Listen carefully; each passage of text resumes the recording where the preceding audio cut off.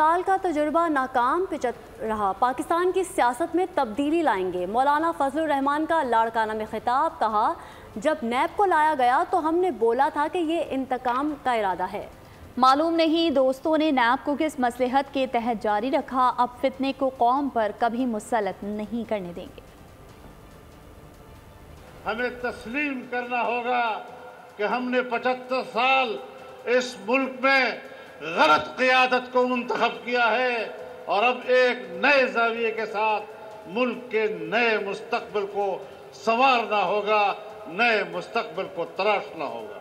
اس فتنے کے مقابلے میں ہم نے کلمہ حق بلند کر کے صفا راستہ ہوئے، جنگ لڑی اور آج ان کو مکافات عمل کے حوالے کیا ہے۔ انشاءاللہ یہ فتنہ دوبارہ سر نہیں اٹھا سکے گا۔ ہم کبھی بھی کسی قیمت پر اس فتنے کو پاکستانی قوم پر مسلط ہونے کی اجازت نہیں دیں گے۔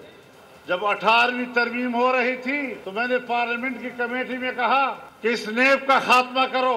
آج اس ادارے کی حقیقت اور اس کا اصل چہرہ کیا بے نقاب نہیں ہوا؟ سبسکرائب کریں اور بیل دبائیں تاکہ کوئی خبر رہ نہ جائے۔